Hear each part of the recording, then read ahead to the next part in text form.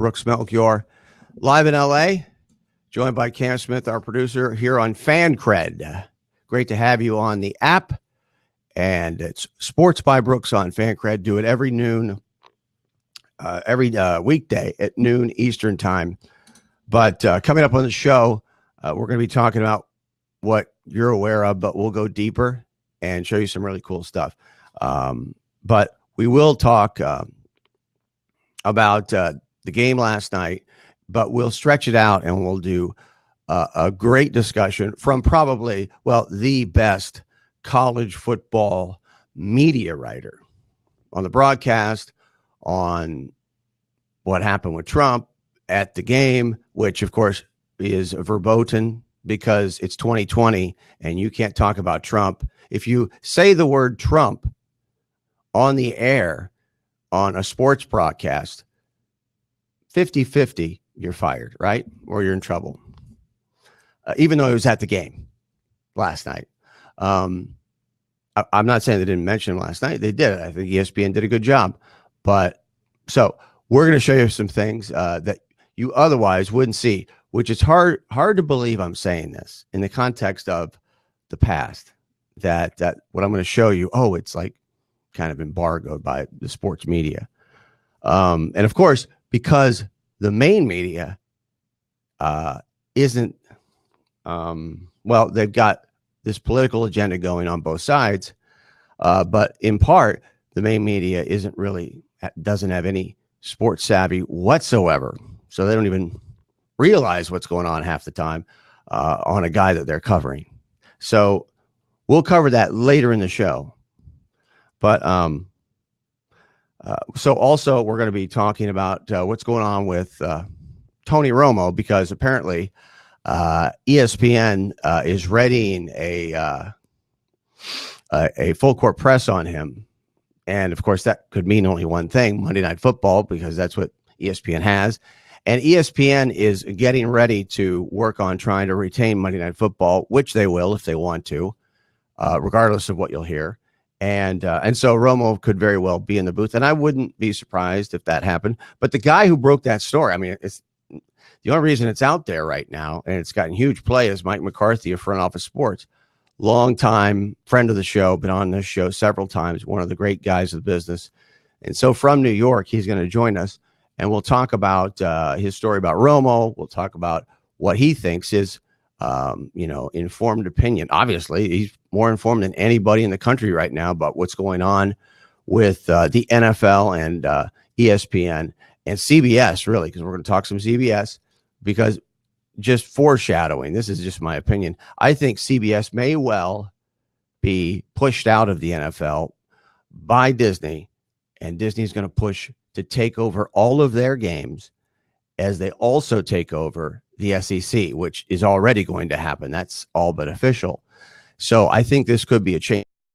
Michael say that, but that's my opinion. And I think Romo could actually be part of that process, whether it's when ESPN re-ups for Monday Night Football, which there's going to be bidding, and we'll pretend that they might not get it, but they'll get it.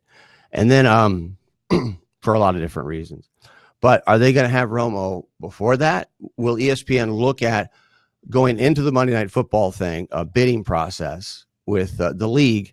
Should they have Romo before, or will they, re-up with Monday Night Football and also get CBS's games and maybe bring Jim Nantz over to ESPN and put Jim Nantz and Romo on those regular games, keep Joe Tessitore on Monday Night Football, and we'll see what happens. Maybe Booger will stick around. I have no problem with the booth Monday Night Football wise. But one thing I'll say about the booth, and I haven't mentioned it, we should not even be discussing Joe Tessitore as evaluating his performance, other than to say there's no one in the business, Al Michaels, Joe Buck, you name it, who could have done a better job than Joe Tessitore has done the last 2 years. That's the truth, right? You have to look at your assessment of him in that light. And there's many different reasons. But when you watch Joe Buck and you watch Al Michaels, but especially Joe Buck, he's got all of these games going on that they can talk about, they can go to, right? And ESPN and Disney, whatever, has gotten a lot of bad luck games this year where they've had a lot of blowouts. And so you have a guy in Booger McFarland who you may think isn't great, but dude, he Booger McFarland, I think, has done a great job considering he has no experience in this. He's been solid. There haven't been any meltdowns, which for someone like me who's been in the broadcast business, that's what I'm watching for. It didn't happen. But when you have to fill all that time and you've got a color guy with no experience, zero on this stage where everyone's watching, right? You've got blowouts, you got to fill time, and you don't have any other games, right? That's great, right? That really is going to work out well. Regardless, Tessitore to me has done a phenomenal job. You put Michaels and Buck in there, in that spot, trying to fill time, that much time, right? And they don't have the luxury of all the other things going on. They're not going to do better than Joe Tessitore. They just aren't. Joe Tessitore, if you put Joe Tessitore in the booth with Romo on CBS, Romo would still be a great color analyst. People are acting like Jim Nantz is a huge part of it. He's part of it, no doubt. But Joe Tessitore, the discussion about him, right, which there hasn't been that much. There really hasn't been. I just want to address how I feel about him because I haven't talked about him much. And of course, I mean, to me, Joe Tessitore could be the voice of college football as well. But I want to talk about Joe a little more with McCarthy when we have him on. So Mike McCarthy's coming up. Andrew Brandt is going to come up here shortly, which is great because there's a lot of things going on right now with the NFL that I want to discuss with Andrew. And I want to ask him about the incident particularly with Antonio Brown that has just come down. If you don't know Andrew, which he's a friend of the show, and he runs the Morad Center for Sports Management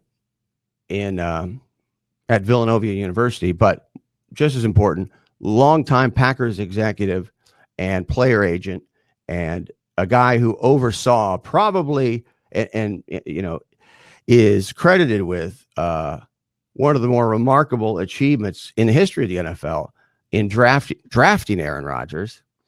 And also, he was the guy who was managing that situation between Favre and Aaron Rodgers, the handoff. And of course, it worked out famously for the Packers, to say the least. It continues to work out famously. So, but he is a guy who is, obviously the Morad Center at Villanova, very well versed in the legal aspect of things and contracts in the NFLPA. There's nobody better to talk about off-field issues and on-field issues, how the NFL handles things, than Andrew Brandt. So we're going to talk to him coming up here just in a minute or two. But also, I want to address one thing, and we'll talk about the game some with John Walters later on in the show. John Walters, you know him from the Bubble Screen and The Athletic. That's coming up later on in the show. So we'll cover the game. But I want to talk about one thing before we have Andrew Brandt on with us, and that is the baseball situation. Something that no one's pointing out. I've been waiting for people to point out. They haven't. If you checked into the Astros situation, what just came down with Lunau and Hinch being fired by the Astros, not by Major League Baseball. Major League Baseball did not fire them, suspended them for a year, which is bad enough. But the actual people who did it, that Major League Baseball documented and told us did it, and did it despite A.J. Hinch allegedly attempting to stop it on a couple of different occasions. The players, they're responsible. The reason it happened was the players. From start to finish, the players were responsible, and none of the players are getting any punishment. In other words, Major League Baseball just signed off on players cheating, ratifying that technique in order to win a World Series. And the World Series, according to Major League Baseball, is not tainted, is not tarnished. We're not going to do anything with that. That's not what we're talking. We're not going to vacate it, whatever. It's all good, right?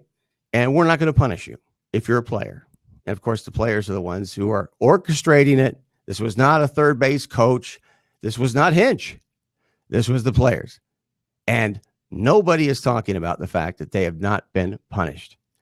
And that's one of the reasons why I wanted to get Andrew Brandt on here. In addition to talking about situations like the Browns, what's happening there with Paul DePodesta, which is fascinating. And tomorrow we're going to have Ken Carman on from Cleveland to talk about that specifically.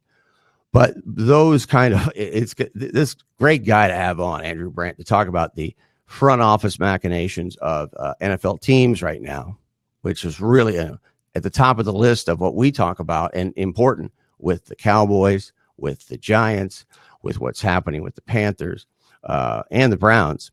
But also I'm going to talk to Andrew about, what's happening here with Major League Baseball. Now, one thing with baseball that's different from all other sports in the professional world is there is well-known precedent for the commissioner of baseball banning players for the rest of their career, lifetime bans for breaking the rules, conduct detrimental to baseball. That's burned into your head if you're a baseball fan like me. Conduct detrimental to baseball. And you may remember or may be aware of the 1919 World Series and how baseball commissioner Kennesaw Mountain Landis gave a lifetime ban to several players on both sides. I'm not on both sides. The White Sox, the Chicago White Sox, who had thrown the World Series to the Cincinnati Reds. And even players who were not involved in what happened or who had always maintained they were not involved, like Joe Jackson, Shoeless Joe, was given a lifetime ban. So there is a precedent here in baseball, unlike all other pro sports, for punishing players for conduct detrimental to baseball. And I can't think of something that's more detrimental than what Astro players are now, baseball is telling us, is documented, have been proven to do. And that is cheat in the way that they cheated. And just to be clear, because I talked to somebody in the media yesterday who said, I don't understand what the problem is here with what the Astros did. I mean, if you're on second base and you see the sign and you send some sort of signal to the batter, the base runner on second base, and you send a signal to the batter, right, about the pitch that's coming, that's part of baseball. Absolutely it is. That's not what we're talking about. We're talking about Apple Watch. We're talking about video monitors. We're talking about technology. And we're also talking about a game that is steeped in this sort of using technology and external apparati in order to steal signs and cheat. This is nothing new in Major League Baseball. It's just the first time that MLB has actually acknowledged it. And you want to know why they acknowledged it? You want to know why? Has nothing to do with mainstream media, any media. You and me on social media. Cam Smith is our producer. And Cam, I think what's interesting about this story is the two things that I just mentioned. The fact that the people who actually cheated, who created it and kept it going when the manager tried to stop it, the players, no punishment. And that and here's the other thing not being pointed out. And why would it be, I guess? The only reason this exists at all, you're saying, well, at least MLB finally is addressing this sort of thing. Back in 1951, the Bobby Thompson home run, right, over Jackie Robinson's Brooklyn Dodgers, one of the more famous moments, not just in baseball history, in sports history, right? The Giants win the pennant moment. Well, it's been documented that the Giants had a telescope and used all sorts of things to cheat the entire season, that season. So this is nothing new in terms of knowing what was going on in the public. But this is the first time in history where Major League Baseball has said, "Yup," and the only reason they're doing it is John Boy and other people in the social media world who documented it and provided overwhelming evidence and smoking guns. And then you have a guy like Jeff Passan, who I wouldn't use the word courage here, because ESPN, well, they care about baseball, and baseball's great filler between the football games that matter so much to ESPN, college football and Monday Night Football. But so, Major League Baseball, they could live without Major League Baseball, but you got to give Jeff Passan credit in the way that he's covered it, and being aggressive and reporting the story. But, the more aggressive that you report it, and that reportage doesn't include punishment and not pointing out, that's the lead, that Major League Baseball is not punishing the players. And so one of the things about this situation, though, that needs to be mentioned, and this is something that if we get a chance to visit with Andrew Brandt today, I think is a pivotal point. And reporters need to point this out. And I'm going to tweet this. I just tweeted, I'll read what I just tweeted about it. I tweeted, in case you weren't paying attention, Major League Baseball revealed that the Astros cheated to win the World Series and that the actual cheaters, the players, won't be punished. MLB has made it official. There is no downside for players cheating to win a World Series. And I'm also going to tweet in the future what I just told you on this show. We do things on this show first, then we go to Twitter. And that is that the Players Union, I would imagine, is a factor in Rob Manfred's mind, the commissioner of baseball, when he's thinking about what to do in this situation. Now, perfect person to have for football and really for baseball and what's just come down in the context of this cheating scandal. Andrew Brandt joins us, former eminent Packers executive, agent, and now overseeing the Morad Center at Villanova University. And how was Miami last week, Andrew? Did you enjoy it? Yeah, it was nice. It was stupid question. The good news is I was in Miami in winter. The bad news is I teach 4 hours a day. Wow. One of these mini courses where you do basically a whole course in a week. University of Miami has these, and again, attractive to people like me who want to get away for the winter for a week. But it was good. It was nice. Where I could sort of enjoy the weather and all my fitness activities and then go in and teach. And I had a very committed group. And it's ironic, today I'm back in Philly and I'm starting my course today at Villanova, first class of the semester. And you're talking about, again, it happens every week in my class. I have, traditional stuff to talk about, but there's always something new, and it's going to dominate the class. Not only what you're talking about with baseball, but coming off the college football championships, so many issues there. And of course, NFL, it's always there. So a lot to discuss today.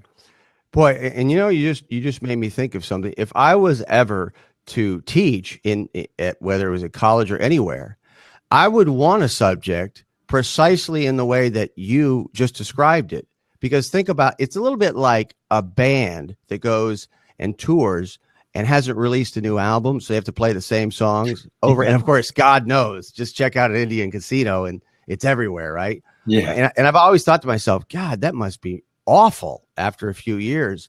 And the same thing goes for teaching a course when it's not dynamic in the real world. You probably have some of the more engaged students, and this is sports. This is something you can't escape. So, you've really got something interesting going there.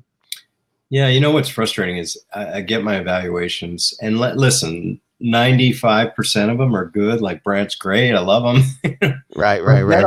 I'll get a few, exactly what you just said, kind of the negative, which is, we didn't really, follow the syllabus. Or it was not that structured, and he didn't tell us what was going to be on the exam. You can't win. I'm like, and it's so interesting because I'm going to go in today. I have 50 kids waiting this afternoon. And I'm going to say that right away. Like, if you're one of those kids, I don't need you. Don't take my class. Take some other class that, like you just said, is going to be the same every year, and you know what's on the exam. So it's interesting. Well, and the other thing is, what is a cliche, and I'm going to ask you here about this baseball thing real quick, but it's a cliche, but we're all learning. We're all in this situation. So here you are with your background, and what happens just in the last 48 hours?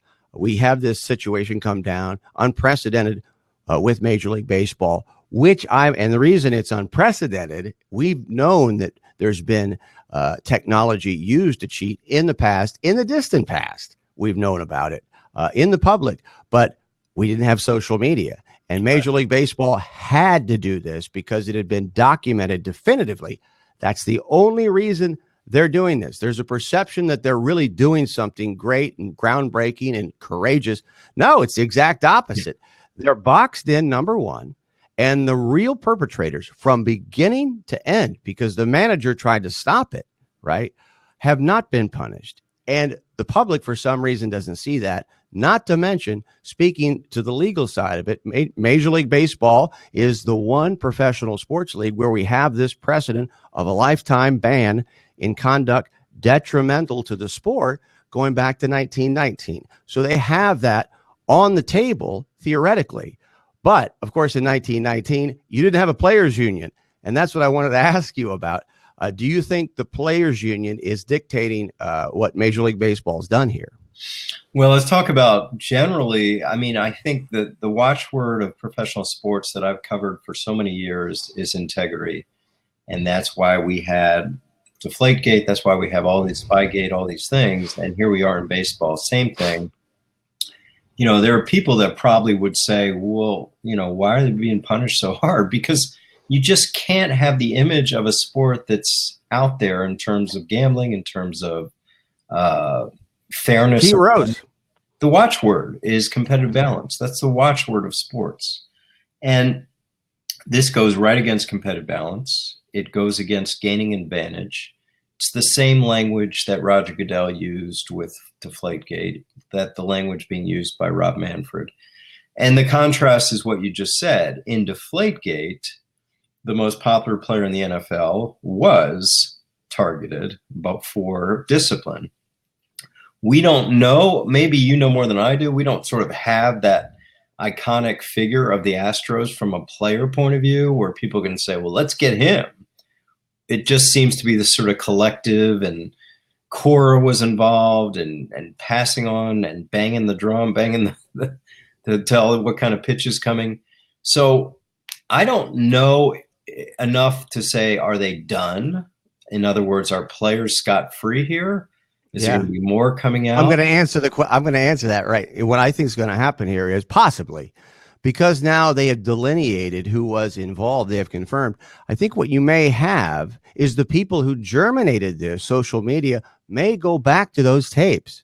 Yeah. And other people may go back to the video and now look for individuals. And we may see things that we didn't see before and drill down. And then we may create those characters. That's a great point. And I think the other thing that really speaks to your expertise more than anything is, this is my perception, but Tom Brady was kind of the fall guy. And you talk about an eminent figure in the history of the league to be a fall guy. And in my mind, that was made possible because the union is much weaker in football. In fact, you could make the argument that the union really is a partner of Commissioner Roger Goodell and the National Football League as comparison to baseball, where it's very much an adversary. Is that accurate, you think? I think so. And you mentioned the power of the baseball union. The one thing that I cover so much is collective bargaining. And it's just amazing to me that when we talk about competitive balance, the number one factor in competitive balance is salary cap. That puts teams, at least theoretically, on a level playing field. And as everyone knows watching us, there's no cap in baseball. I mean, the fact that that exists in 2020 is still amazing to me. I don't see a time in history going forward where the hockey players, the football players, or the basketball players do not have a cap. I just don't see it. And I don't see a day going forward where the baseball players do. So that right there just shows the power of the union. Forget about everything else and Tom Brady and all what's going on here. That's the power. Now, have they flexed their muscles about player penalties here? I don't know. I mean, listen, there can be an inquiry like there was with, remember 15 years ago, the Mitchell report about steroids. And Mitchell, who's like a senator in the United States Senate, couldn't get these players to talk. Right. Because it's not a subpoena. It's not Congress. And they decided, what's the gain for me? So what they got on Roger Clemens and Andy Pettit was from trainers and clubhouse guys. You never heard from players. So I think we're kind of on that path here. This is really the points that you just brought up. Just my mind just exploded and added so many parts to it to discuss. We can't discuss them here right now, but I think the point real quickly, because I want to ask you about the NFL, because I'm really excited about talking about the front office dynamics and what's happening right now with some of the hirings here. But I mean, what you just brought up to me really, from a philosophical standpoint,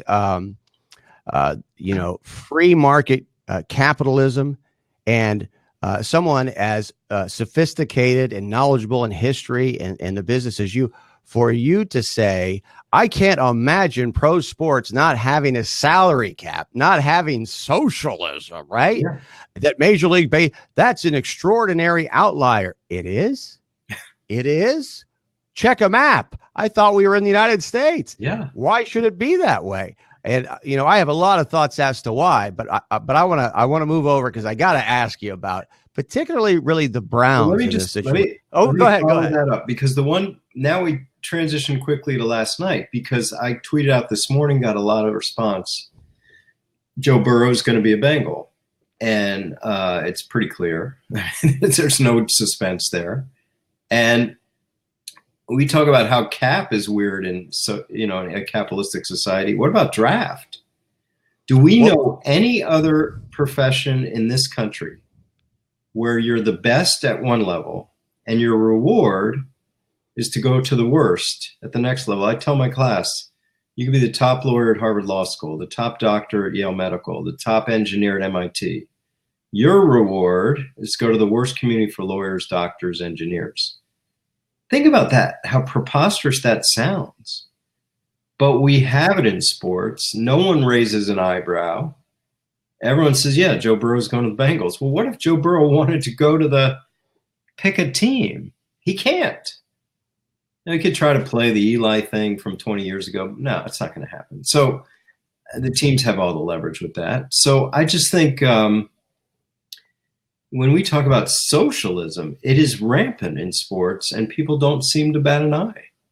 And this is, I'm so glad you brought this up, and I'm going to send this to you after we get off, because, and I've actually talked about this on this show. Yeah. I read a book, Papa Bear, which is a great biography of George Halas, but it's really a biography of the early years in the NFL. And in that book, it describes the germ of the NFL draft, the draft in sports as we understand it. And the germ of it was Bert Bell, who was the commissioner of the league and at the same time the owner of the Philadelphia Eagles in the early 1930s, was incompetent, and the Eagles were perpetually a bottom feeder. It became so bad that Bert Bell, the commissioner and the owner of this awful team, went to Halas primarily, but went to the rest of the owners and proposed the draft in part to try to help his team and future teams that were led by incompetent owners and front office individuals. Crazy. So the reason we have a draft today, so I'm going to send that to you. First of all, it's in the book, but I also just saw an article about it. But when I read that, until you just said that a second ago, where you emphasize the draft as you should, and as I always have in my mind, but until I read that about Bert Bell, and then heard you reiterate what you just did, it didn't really hit me, the gravity of the draft and you going down to bedrock on that principle, that American principle. and how absurd the draft seemingly is. And now that we know the origin of it, it's that much worse. So, I'm gonna get your email after we get off. That's a great story because where I'm sitting, looking at you right now, I'm told Burt Bell ran the NFL about 2 miles from where I am. Wow. Yeah, like you said, ran a team and the league at the same time. Yeah, and let me tell you, when they were doing that, and that was just one element of how Bell was facilitated, and Art Rooney was facilitated by the real leader of the NFL at the time, George Halas, how things were manipulated, which that book in part lays out. It's astonishing the level of socialism that took place. But of course, you were talking about the survival of the league back then. But that was a time when socialism really was. It really was a watchword. Yeah. It really was serious. It is today, but it was much more so. But they were doing it much more at that time back in the 1930s and the 1940s. Andrew Brandt is joining us. And I want to ask you now about what's been going on with the NFL, with the hirings. And it's really fascinating when you look at the Cowboys, how they're doing things, how they're selling it to the public. Yeah. And things really aren't as they appear. I mean, Jerry Jones and Stephen Jones might as well have had their hands in the back of Mike McCarthy, like a ventriloquist that would have their hand in the back of a puppet, right? That's my opinion. That's me talking. Then you look at the Panthers and you look at the Giants and how Dave Gettleman coming out and talking about computer folks may have led Matt Rule to go to the Panthers. But I want to ask you first about the Browns. The Paul DePodesta situation, to me, is extraordinary. Just what are your thoughts? What's your overview on that situation with the Browns management, and then also how it may have played a role in what came down with Stefanski? Yeah, and I wrote about this for SI, and I had Joe Banner, the former president of the Browns, on my podcast talking about this. They've been all in allegedly with analytics and DePodesta. And for people who don't know, he's the character in Moneyball, played by Jonah Hill, and he's the former GM of the Padres and all into analytics. And when they hired him years ago, I said, "Oh, Browns, great, you're doing this." And then, of course, they hire coaches like Hugh Jackson, Freddie Kitchens. They're not analytic people. John Dorsey, the GM, I know well from Green Bay, great scout, but not an analytic guy. So that fizzled. They've gone through one and done coaches, and they're back. They hire Stefanski again. Here I am in Philly. He's a pen guy. He's a smart guy. Maybe he's bought in, and now they'll look for a GM. So I've sort of been on the Browns bandwagon, keeping hope alive all these years, but then they let me down because they don't go to analytics, and here they are again, and I'm supporting them again. Like, my thing is pick a lane and go all in. So their lane seems to be analytics. Go all in. People can criticize it. People can say it's for nerds, whatever it is. But now they got a coach, allegedly, that buys in. They'll get a GM that buys in. And DePodesta, the man behind the curtain, he's running the show again. I thought he was before, but now he is. Right. And let's give it a chance because the Browns haven't worked other ways. Now, it's really interesting because that's your perspective. Here's my perspective, and it's probably because I'm so cynical, but I think it's grounded in a lot of precedent in the NFL right now. My read on this is Podesta really represents Jimmy Haslam trying to control the franchise on a micro level to the maximum extent, and he's using Podesta as a tool to do that, to mask the fact that he's doing that. Could be. And justify it. But I'm very, very, very, very, very cynical. I mean, you heard the way I portrayed the McCarthy. I'm still told that DePodesta has his home in La Jolla, California, which would be a great gig if you can get it. You know? Right. You know, when I was interviewing with Green Bay, I said, don't take offense, but do I have to live here? Well, and they said, no offense, but yes. And that's one of the reasons why I pointed out. Another reason would be, you take a look at Josh McDaniels. I'm not saying the guy's Vince Lombardi, but when you compare him to Stefanski, it really speaks to a difference that where Jimmy Haslam would be out of the picture. Yeah. Really. I mean, football operations, if Josh McDaniel, I mean, that's documented. There's been reports about the interview, and we know that McDaniels wants to come in. Why wouldn't he? And why wouldn't the Browns, right? Look at the Browns franchise that's never been to the Super Bowl, and it's a total dumpster fire under Haslam. And now you have, I mean, you really got to step back, because I think we're so close to the reality of how things operate with the Jerry Joneses of the world, where the owners are intimately involved. Yeah. And you think about McDaniels is just off celebrating the Super Bowl. He's sitting there with Tom Brady on the bench. We're seeing him all, during the playoffs. And the Browns are going to hire a guy after they get rid of a guy with no experience, another guy who's been on the Vikings with very little high-level assistant coaching experience. And you could make the argument that Gary Kubiak was the guy behind the success of the offense this year.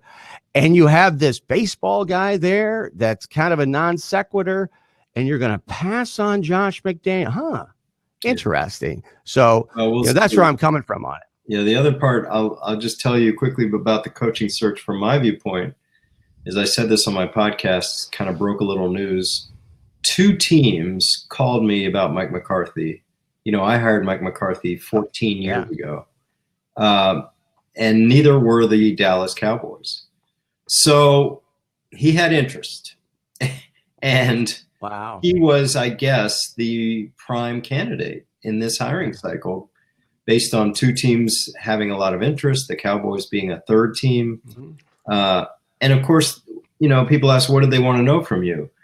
They want to know how we work together, how we was to work with, and basically any red flags. And I'm like, no, Mike's a great guy. Right. And what the team said to me, which fits so well with the Joneses, it's like Mike was clear that he's all coaching. Doesn't want to do salary cap, doesn't want to do personnel scouting. He's all about being a coach again. That's in his blood. And I'm like, yep, that'll fit with the Cowboys really well. Right. And then the guy that had the most leverage, of course, was Matt Rule. Again, bringing up Philadelphia, the guy comes into here. Temple had never won 3 or 4 games. He won like 11. And then he goes to Baylor. They were a mess. They were a dumpster fire with all the stuff going on there. And they get to the top 5. So he was in high demand, and life to me is about leverage. He had incredible leverage. He had this billionaire in Carolina just ready to write a blank check, not just salary, but stuff in the organization and sports science. And as it sounds like, he called the Giants, and like the Giants are like, yeah, we can't compete with that. So he was the man this year too. I'm so glad you brought up, Tepper, and, he's of course got kind of an experience grounded in analytics. Yeah. And do you think, from your experience, that Dave Gettleman coming out in that really high profile press conference, and I kind of wonder why they even had it, addressing and kind of fumbling around in a ham-fisted fashion, addressing starting up their computer department with computer folks a couple of weeks before Matt Rule ends up taking the Panthers job in what was really a curious situation in the timing of it. And in that Panthers discussion, it was all centered on that Matt Rule wanted this scientific system that he had installed at Baylor and Temple, and that he claimed had led to the turnaround of those programs. He wanted full control, and he wanted to have all the money he needed. You just mentioned it, to put this sort of analytics into play. This is coming off of course, Dave Gettleman saying that. So you think that was a factor here? Yeah. I mean, I don't know how his conversations went with the Giants, but, put yourself in those shoes. You've got the Panthers, and they've got a influx quarterback situation. Sure, they've got the best running back in the league, but they're the Panthers. And then you've got the storied Giants, who've got, the top 3 running back in the league and a quarterback that he can develop. and they're the Giants. So I guess if you sort of put them next to each other, the natural thing is you take the Giants. But what Tepper said versus what Mara said, maybe the analytics thing was just kind of a scoff by the Giants that hurt their chances with Rule. And of course, they made a surprise hire themselves. So, yeah, I mean, listen, you want resources in any job, right? Forget football. You want resources. And you've got the richest owner in the league besides the Allen family. That's a good deal. That's a good deal. Well, I think the big question you have to ask yourself is, how much control does Gettleman retain? And the fact that of all the candidates out there, including, I'm not saying Eric Bieniemy is a great candidate, but I think he is a very, very qualified candidate and very high profile and a good candidate.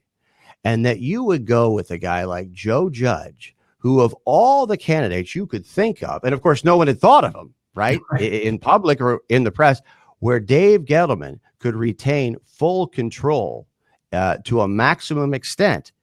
Well, it would be Joe Judge.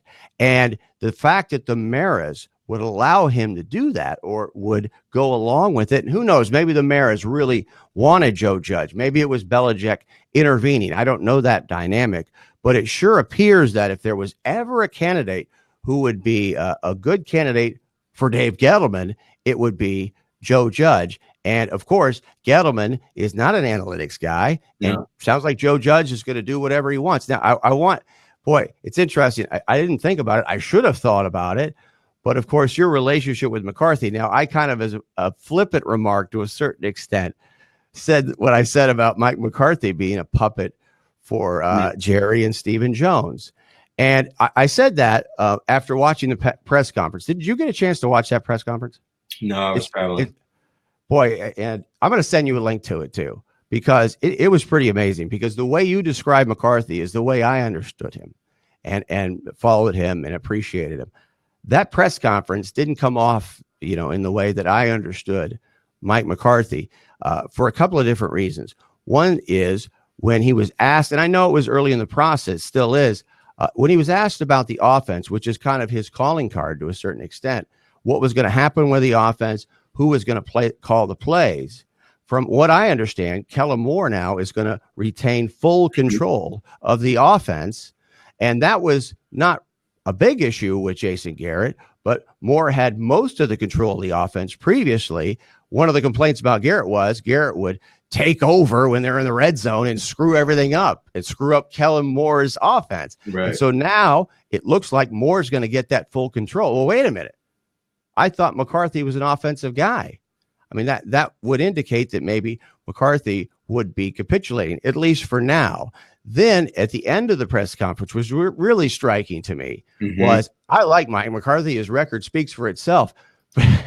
Jerry Jones went on for like 5 or 6 minutes where he describes personality traits of Mike McCarthy that you would, more likely to describe in like a Marvel superhero character. I mean, that no one could really live up to that. And we're hearing about Mike McCarthy's sleepover, at Jerry Jones's house. So that's why I said that. I didn't mean to be, I didn't mean to come off as, oh, Mike McCarthy is a joke. Hell no. But that's why it really surprised me in the way that came off. And so what was your experience though? I mean, what was your thoughts when the Aaron Rodgers stuff came out and Mike McCarthy's getting massages, and was that revisionist history on Mike McCarthy's career, or do you think Mike McCarthy had changed? What was your take on that?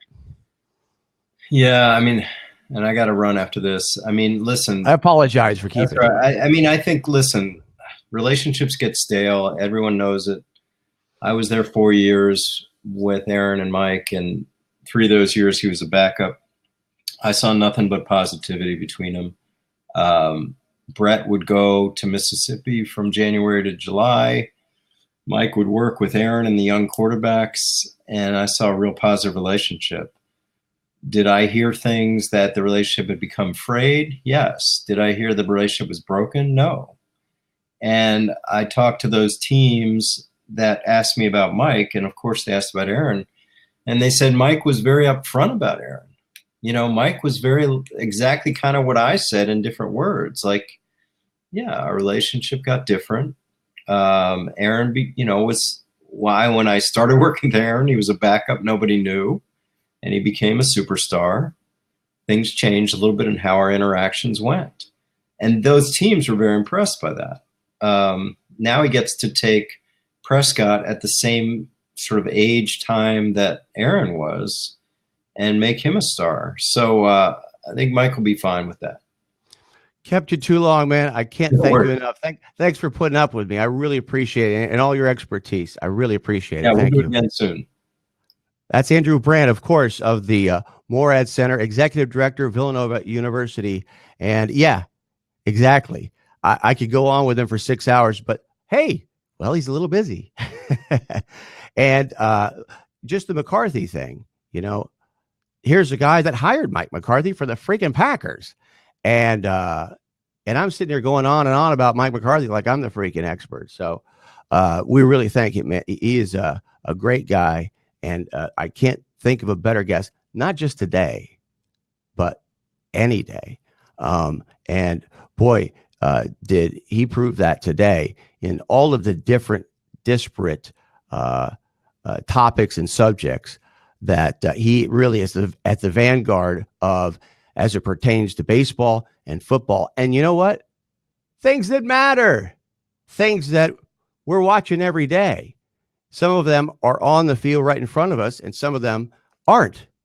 And so that's what I aim to do. I aim to bring you guys like Andrew, who and Andrew has a podcast that I want to mention, because his podcast, for my money, if you could listen to one podcast out there, I don't even need to look it up. I know the name, The Business of Sports with Andrew Brandt. Search that on iTunes or wherever you get your podcasts and lock it in. And, do your subscription notification. The Business of Sports podcast with Andrew Brandt is the gold standard in sports podcasts, as far as I'm concerned. So check that out. And so we're going to bring you some other people coming up, but we've started off with some insight from an expert on the baseball situation, on the coaching, hiring front, on Mike McCarthy specifically. And coming up, we're going to talk to another guy at the vanguard of his industry, Mike McCarthy, front office sports, who has recently broken what is a really big story and something you're going to be experiencing on your television, perhaps sooner than later. Mike McCarthy, and this is something that we're going to lead off with him. I actually just retweeted it 2 seconds ago, but I want to read the lead. And again, we're going to have Mike on here in a minute to talk about it. But his lead is ESPN is preparing an offer that would make Tony Romo the highest paid sportscaster in TV history, with a multi-year deal that would pay him between $10 million and $14 million annually.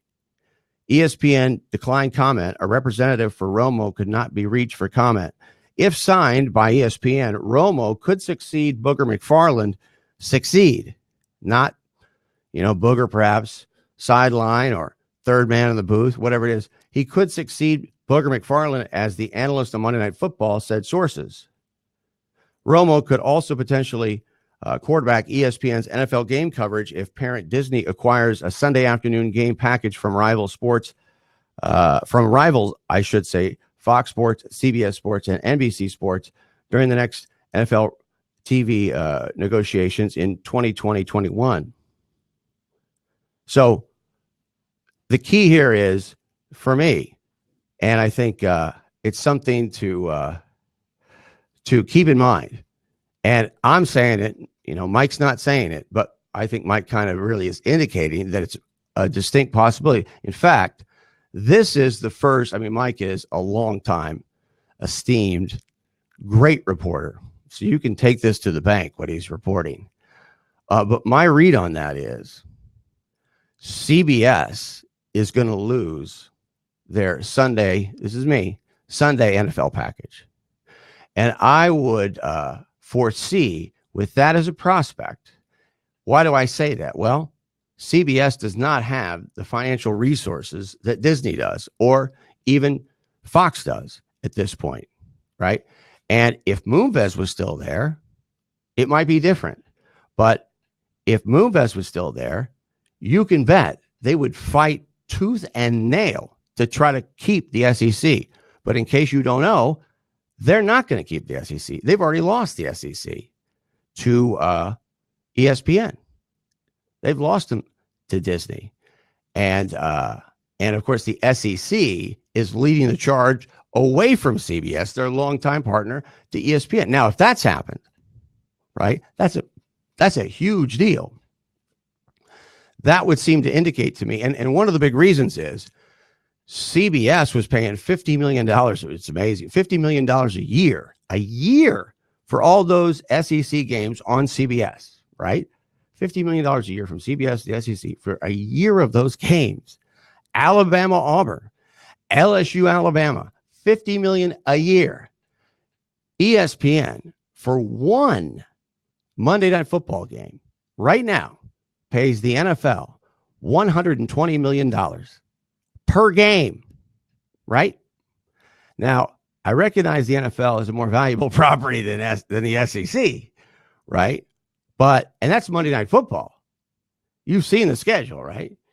You know, you're up to speed on the games that the NFL gives ESPN. It's gotten much better lately, but it still has been a lot of blowouts, even this year. So that tells you the kind of unbelievable deal that CBS had and lended to their lack of resources. But now, what's going to happen with their Sunday night NFL or their Sunday NFL package, right? Longtime partner. Well, that longtime partnership meant nothing, apparently, to the SEC. They couldn't get out of that deal fast enough. You can't really blame them, right?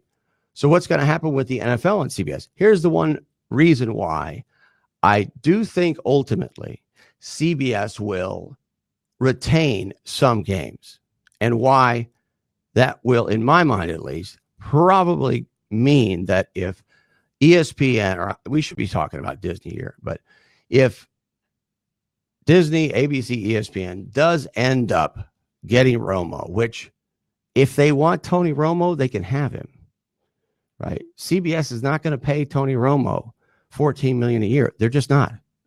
It's not going to happen. If ESPN wants him badly enough, they can get him, unlike Peyton Manning, apparently. So if Romo were to go to ESPN, which I think it certainly appears that he will at this point, is he going to go to Monday Night Football and work with a guy in Joe Tessitore, who, to me, I don't care what anybody says or tells you. I've been a play-by-play announcer for 15 years. I did Major League Baseball, all the sports at the highest level. And when I tell you Joe Tessitore did as well as anybody could do and I already went through it earlier in the show, as anybody on that Monday Night Football broadcast. I mean, you put Al Michaels in a situation where this is nothing against Booger. And I'm not saying Booger should be replaced. Third man in the booth, if Romo comes in, sidelines. We don't know if Romo's coming over. People are killing Booger this year on social media. That means nothing. When you think about the fact that this is his first year, there's been a lot of situations over the years, whether it's broadcasting or anything, maybe in your life, that the first year or the first few weeks where you have no experience going into something, right? You look back on that 10 years later, you still have that job. You don't even remember the bumps of that initial journey.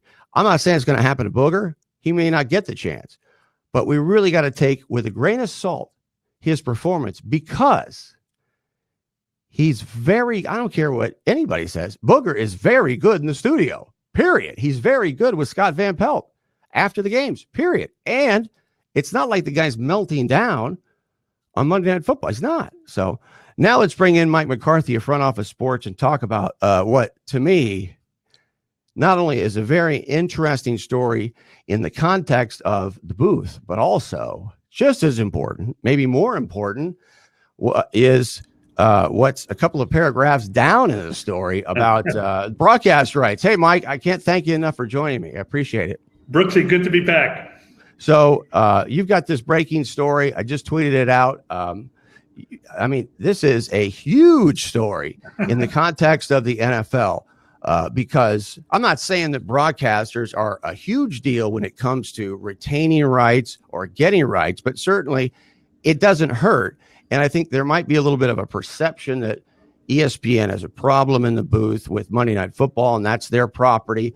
I don't necessarily think they don't have a problem with Joe Tessitore, in my opinion. You know, we'll see with Booger, but when it comes to the Tony Romo situation, tell us about what you've reported and how that could relate to potentially Monday Night Football. Well, in just 3 years, Brooksy, Tony Romo has become the kind of play-by-play announcer who can shift the fortunes of networks. I haven't seen anything like it since John Madden. What we have just reported is that ESPN is ready, willing, and able to show him the money.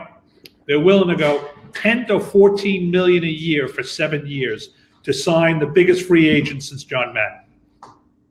It's almost like it's almost impossible for me to pause just in general. I always have to be talking, filibustering. Right? I got to fill up everything. But I mean, $14 million a year. And okay, I think sometimes when you look at that in the context of what we're talking about, okay, that's how many games? Like, how many games does he do? Or would he be doing? 17? Right. Or I guess in the 20s maybe, because for $14 million. So here's my read on the situation. But I first want to get to, now, you also mentioned the potential of some wrangling over broadcast rights in the future. Of course, Monday Night Football's coming up. But most interesting to me, you reported on the Sunday packages of Fox Sports, CBS Sports, and NBC Sports. And you're really the first guy who is at the very top of the business, and you can take it to the bank, that ABC, ESPN, Disney could be in play legitimately for those Sunday packages. Is that the indication that you're getting? That is definitely the indication. You know, This has been job one for Jimmy Pitaro and Burke and the whole ESPN team for the last 3 years. And I must say they've succeeded. I mean, I really think that there's a possibility that ESPN, ABC, Disney could end up with two packages. I mean, one of the things that people have to understand about this negotiation is everybody's saying that CBS's schedule is much better than ESPN's, and that's true because you're comparing the current packages. But we have to look at what's going to happen in 2022 when everything could shift and ABC could end up with the CBS Sunday afternoon games or even NBC Sunday Night Football. Then, you know, this job becomes a lot more attractive to a Tony Romo. And then on my mind, and I mentioned it earlier on the show, and I think when you look at the booth is a part of this situation and this dynamic, and it may or may not be a tell as to what Pitaro is thinking he's going to succeed in acquiring, because if you're going to get a Romo, right, and you know there's a very good chance you're going to have a Sunday NFL package, perhaps from CBS, which you just took the SEC from, and it looks like without Moonves, they're not necessarily all that enthused about sports. Plus, we already know they have a huge financial disadvantage as it is. So I've been saying that. I thought that Disney was going to go and try to take those Sunday games from CBS. Yet I also think that there's a possibility the NFL may try to keep CBS somehow in the mix. But if ABC, ESPN gets those Sunday games and you have Romo and you know Nance is out there, wouldn't you want to wait, Mike, if you're Pitaro, and place those guys on Sundays and maybe work with what you have already, or maybe make an adjustment here or there on Monday Night Football as it stands right now? No, I think Pitaro has the easiest decision in the whole thing here. He's got Disney money behind him.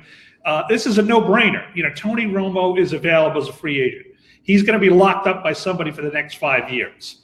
You know, this is your chance to do several things at once if you're ESPN. You're able to possibly use him to improve a booth that's the worst out of all the major broadcast booths. They can literally go from worst to first with Tony Romo. Two, you could use him and his connections with Jerry Jones to possibly land an even higher rated NFL package. And three, you get the Super Bowl, which they never had. Back up.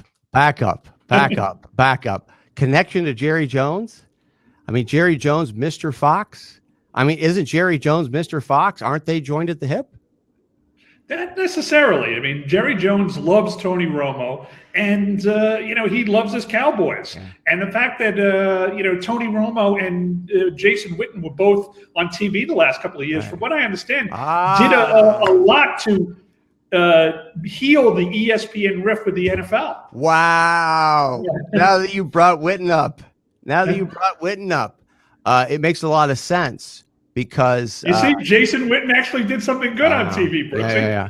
Yeah. So, and the other thing is, there's so much prestige. I mean, Romo has so much prestige that if ESPN lands Romo, it's almost like the last couple of years are forgotten, and it can't help but give Bob Iger and Jimmy Pitaro a leg up in broadcast rights negotiations, and it legitimizes everything about ABC, ESPN going into those negotiations. So do you think that ESPN could be thinking that if they get Romo, Jerry Jones is going to fight for them in the room for CBS's games or Fox's games, perhaps, and that's going to help in this negotiation? I think, that is part of the thinking that, the fact that the real decision makers on the NFL are going to be more predisposed towards ESPN, whereas, as you and I know, they've been kind of on the outs for a couple of years. Right. Pitaro is very, very focused on fixing that. You know what I mean? He'd love to get a Super Bowl on ABC. And frankly, they should be a Super Bowl at ABC because it's a broadcast network. And, I don't know why ESPN is out of the running. I mean, they show the NBA Finals on ABC. So why couldn't you show the Super Bowl on ABC? I mean, I think the big thing here, Brooksy, is, again, the Jim Nantz factor. I mean, this guy is a Hall of Famer. He is the best in the business, him, Al Michaels, however you want to put it. And he has done so much to develop Romo as a talent. And he has done such a great job in the booth with no ego whatsoever that for, Romo to walk away from that is a big risk. Let me tell you, my head is exploding. Mike McCarthy, Front Office Sports, with us because the fact that and I know you've got inside information, you just broke the damn story and it's got 500,000 likes on it, right? And retweets. And the whole media is retweeting because we know that your reporting is the gold standard. So when you're bringing up Jim Nantz prominently in the conversation, that really speaks to, I mean, okay, I got to push back on worst to first. You may or may not be right about that assessment of the booth, because this is part of the discussion, especially if Jim Nantz is part of it, because I envision ESPN getting, or I'm sorry, ABC probably getting the Sunday package, and then you move Nantz over much in the way that Michaels has moved around on networks. You bring in Nantz, and Nantz and Romo go in and do ABC, maybe their Sunday package, and then you do something with Monday Night Football. What you're suggesting here basically is Nantz and Romo on Monday Night Football, but for my money, Joe Tessitore, let me ask you a question, Mike. If you put any other announcer in that situation right now with a color guy who has no experience, nothing personal against Booger, but he had no experience, you have these blowout games this year, and you don't have other games to lean on to talk about. I really think Joe Tessitore has done a lot better job than people realize. I think Joe Tessitore did a great job. I mean, one of the things that people forget is kind of the Sean McDonough experiment. The NFL was not pleased with Sean McDonough. They weren't pleased with his criticism of the games, of the schedule, of the officiating. So I think, Tessitore, to your point, has brought back an enthusiasm and a love for ball that was missing, quite frankly, in the last season or two of Sean McDonough and John Gruden. Could he work with Tony Romo? Of course. Joe Tessitore is a great announcer. You know what I mean? Is he Jim Nantz? No. And you just brought up a point about Tessitore when we're assessing him. This is not about, and you're right, it is very important that you have an announcer who's enthusiastic, because that's Jimmy Pitaro's game right now, and that's why they're positioning themselves to get it all, because they've really been able to change that relationship, and Tessitore has been a part of it. But the first year, Joe had the college football going, right? Little bit enthusiastic. It didn't. It doesn't really fit. This year is when I think Tessitore really came into his own, and it wasn't really something that was overly obvious. Right. And it showed me that if I'm Tony Romo's agent, I'm pretty confident that Joe Tessitore not only is going to make it work, but that he is going to be good at his job. I mean, what are your thoughts on that? Yeah, I think Tessitore is a great announcer. And you made a tremendous point a moment ago, which is look who he's had to work with. He's had to work with, a total novice in Jason Witten, who is as robotic as you get. He had to, balance Witten's off with the booger mobile and all this created nonsense. And then, this year, Booker is starting to come into his own. But frankly, you know what I mean? He let ESPN down in some big situations. He didn't have a good playoff game. People remember that stuff. I mean, one of the things about Romo is he rises to the occasion. I mean, that Chiefs game the other day, when he said that player went out, he said, that's the only guy who could cover Travis Kelce. Watch Travis Kelce. And then Kelce ripped off 2 or 3 touchdowns. I said, this guy's a genius. He has the instinct. And I'm someone, because I'm a longtime broadcaster and I've done it at the highest level, that when I hear people rave about Romo, and they have over the years, at the beginning I was rolling my eyes because, the guy predicted a few plays here and there, had a pretty good year, but you keep saying that over and over, and he keeps doing it. And he does it in such a way that it's not just showboating and guessing what the play is. The key is what you just described. It's not that he called the play, but the significance of it and the consistency of it. And then he's so marketable. He's so unbelievably likable. Romo is off the charts that you put all those things together. And I guess as cynical as I am and as jealous as I am as being a hater, you can't help but give it up to Romo. So my impression of ESPN in the situation and Iger and Pitaro is, Mike, if they want Tony Romo, they're going to get him. Do you think it's inevitable they're going to get him? I don't think it's inevitable. I mean, I agree with you, Brooksy, that, when ESPN wants somebody, usually they get their man or woman. You look at Omar Raja from Bleacher Report and Adrian Wojnarowski from Yahoo and even Katie Nolan from Fox. However, I think CBS has a tremendous story to tell Romo when they sit down. I mean, there's a comfort level that he's developed over 3 seasons, not only with just Nance, but you're an announcer yourself. Golf. Yeah, all the production people. And also look at this. Look how much freedom he has at CBS. As you said, he calls the regular season game, he calls the playoffs, he calls the Super Bowl, then he's free the rest of the year, right? He can even show up in golf tournaments and play on the tour. If he's at ESPN, they're going to ask him to do a lot more. They're going to ask him to go through the car wash and appear here and appear there. It's going to be a bigger time commitment. Who is the #1 golf ambassador, public golf ambassador, who's not a golfer right now in the United States and has an unbelievable golf hole in his backyard that is legendary among media? Jim Nance. Jim Nance. And CBS it's still the Tiffany of golf and the gold standard. And of course, ESPN is now, I mean, it's amazing what they're doing. They're turning into, because they're making inroads there as well. Yes. And so I guess if I'm Romo's agent, more than anything, you made some great points about the demands that are going to be made on Romo. Plus, look at the production of ESPN compared to CBS. I think there's something to be said for ESPN's Monday Night Football production, right? Not the booth, but it's very involved. And it's extremely different than CBS, which is the standard NFL broadcast. Let's do the game. Let's go through what we do. ESPN doesn't do that. And they have all the extra things. And then the other dynamic is, if you're Romo's agent, is CBS, I mean, I see ESPN now trying to get the Masters. I mean, is CBS going to be in the sports business in 5 years, Mike? Oh, yeah. CBS is still a gold standard when it comes to sports coverage. And if you look at the games this year, a lot of the highest rated, most watched games. But do they have the money? But do they have the resources? I mean, they just lost the SEC. Right. I think they do have the money, and I think they have the desire, especially to stay in sports. CBS learned its lesson a long time ago. That great Brian Curtis story in The Ringer about how NFC package was stolen, under their noses by Fox. And right after that, NBC got out of the football business, and everybody said, "Oh, we don't need sports. We don't need the NFL." Well, guess what? You do. And I think everybody learned that lesson good and hard the last 20 years. I don't think CBS is going anywhere. So, and I'm assuming this is from your your read on it. But what I was just saying, what I was thinking was maybe the SEC situation was a tell for the future, and Moonves not being there anymore was perhaps a tell.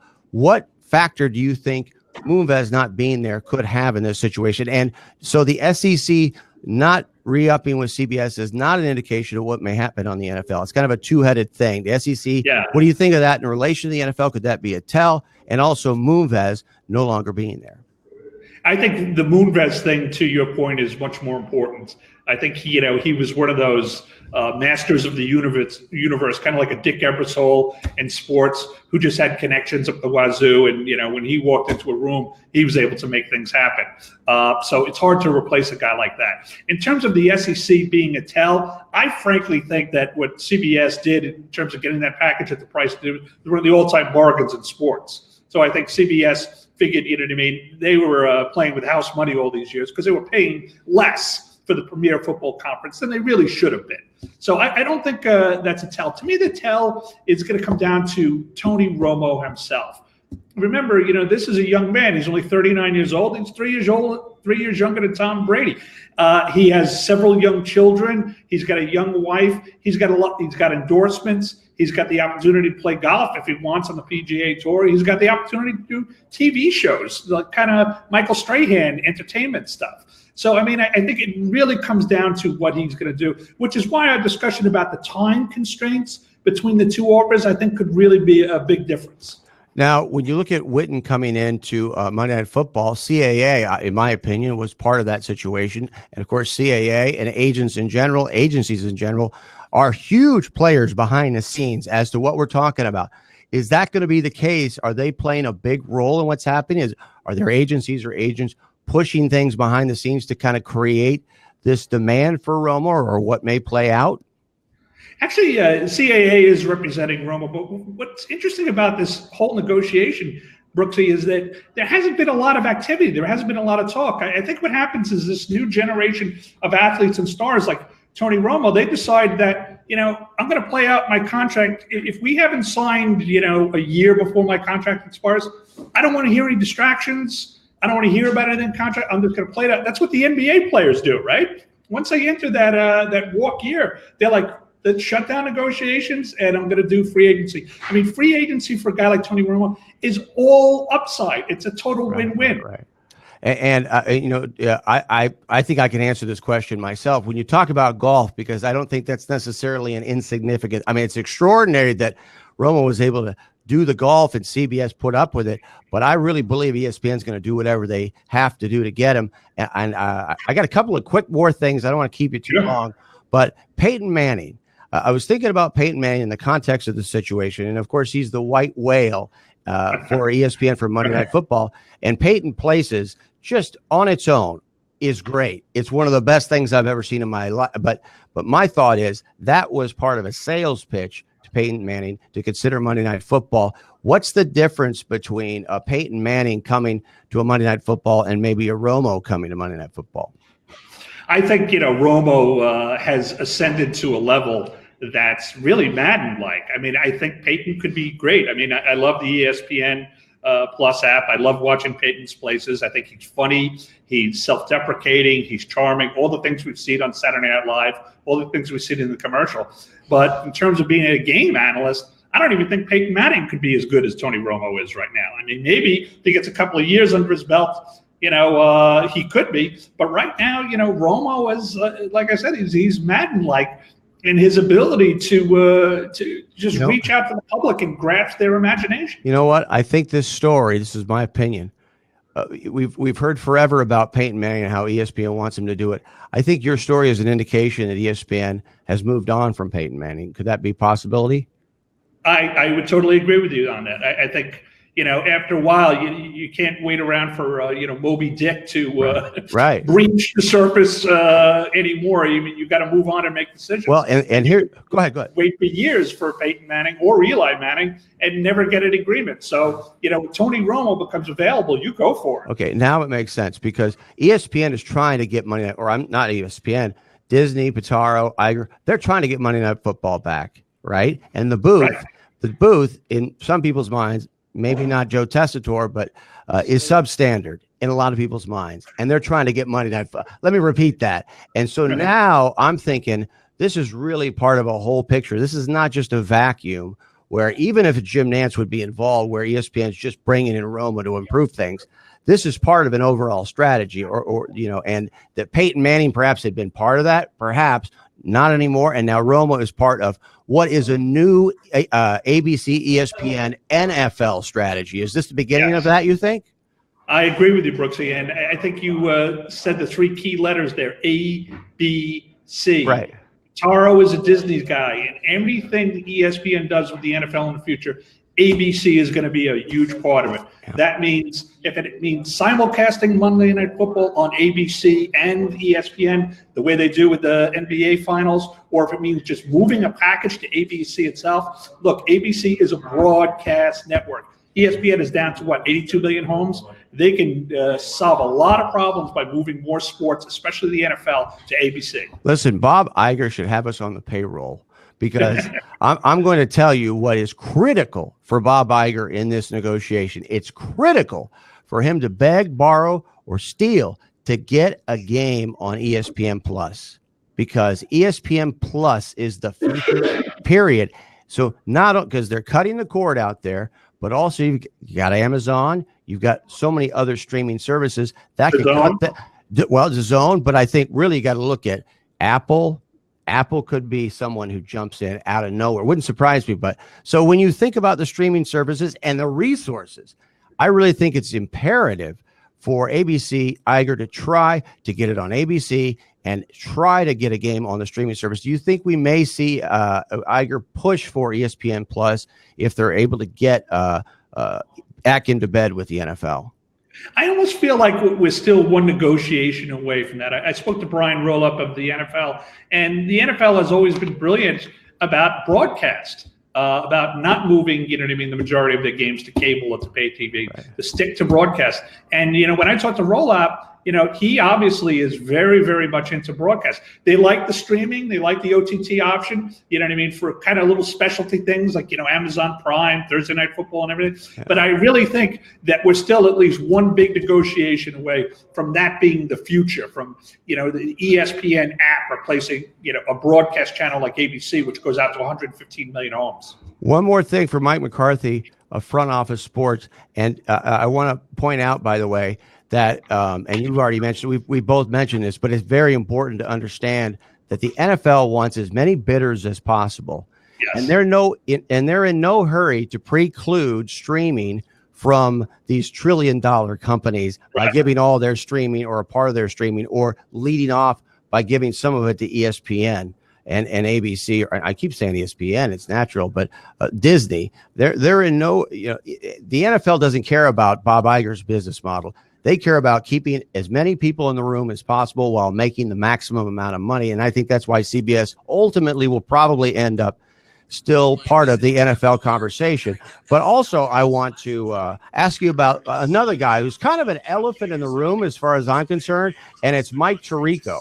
Mike Tirico is a guy that's been kind of hanging out. And my question to you, and I know that we weren't really going into this conversation to talk about Mike Tirico, but what are your thoughts on him and the dynamic right now going on with NBC and Al Michaels and the retirement? What do you think is going to happen? What's going to play out there?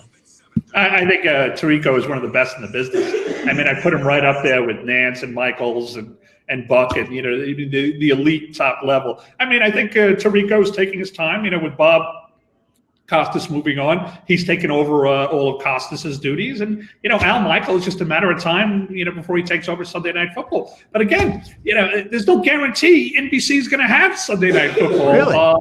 Yeah, absolutely. I mean, I think it's likely that they would continue. It's been the highest rated show at primetime for 8-9 years running.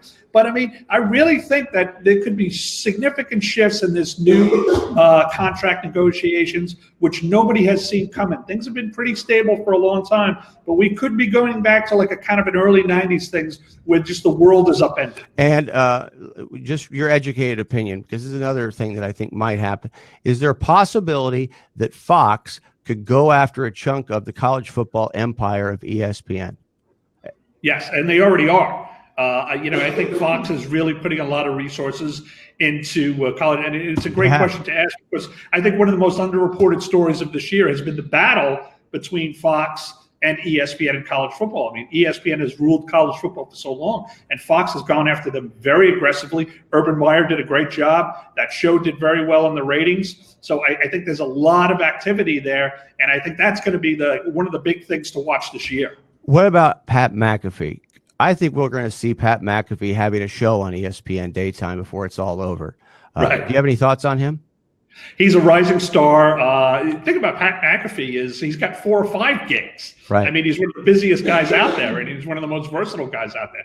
But I think, Get Up did a lot for Pat McAfee. Get Up, that show, it's funny, Brooksy, a couple of years ago, we were all talking about what a bomb it was. Now it's a star maker, right? Right. All these young ESPN talents are sort of being groomed and really developing on Get Up, from Laura Rutledge and Maria Taylor and Dan Orlovsky. So I really think he's one of the big guys to watch for. I think ESPN loves him. They love his personality. Hell, he could be on game day.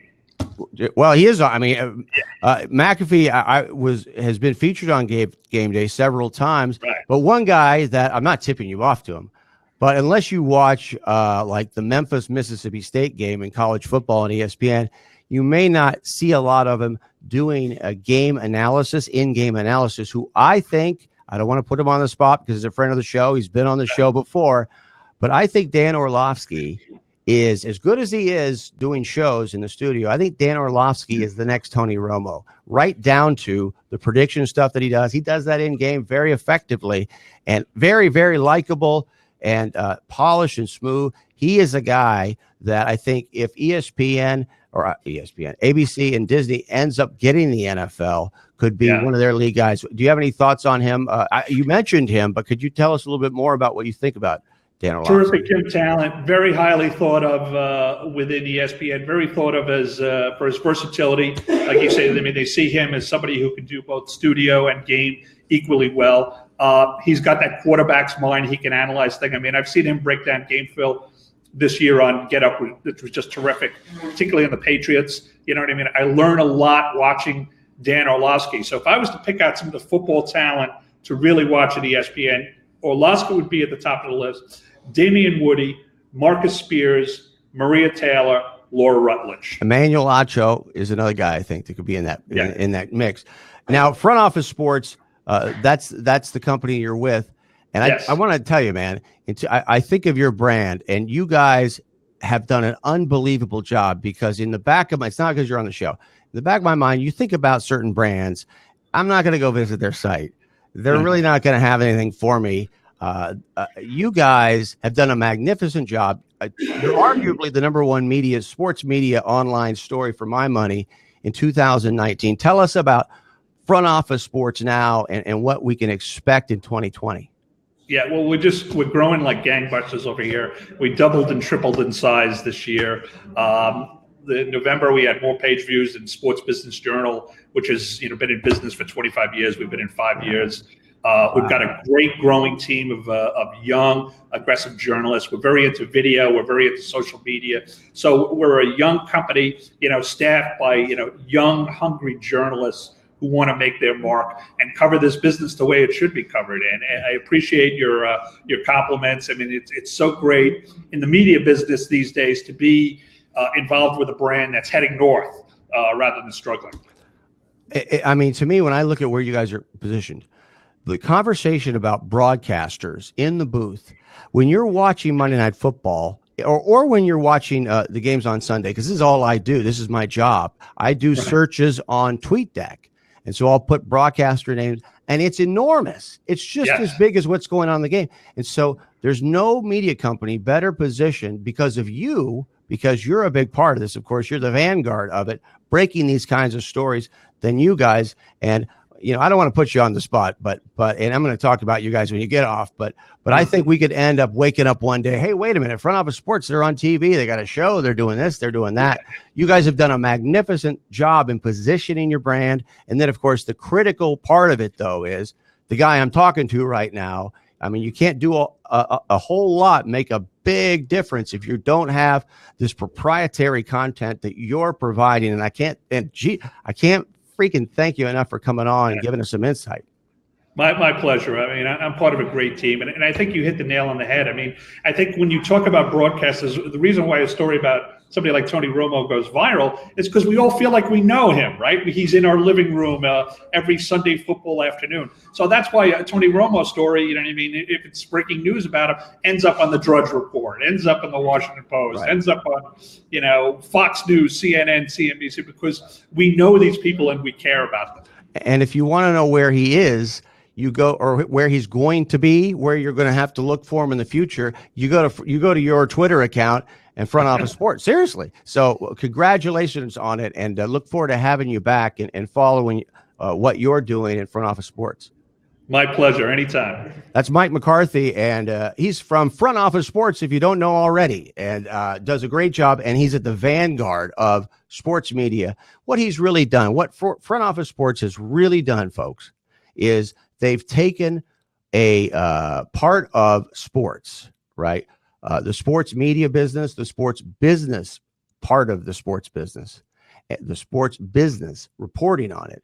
And they have taken it from the idea of a trade publication where you've got to subscribe and it's a lot of inside baseball. Not that that's everything that goes on with those publications. They're good publications, but they've opened it up to all of us, because behind those paywalls of those sports business outlets that cover that part of the business, which now has mainstream appeal, right? There's a lot of stuff that people don't see or know about that they should want to know about. And so what Mike has done is he's brought that out in the open along with Front Office Sports.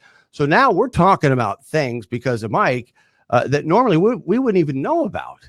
So that's why I'm so excited. I'm like, because I've been in the business so long, and it's not just that, the way they have positioned their brand.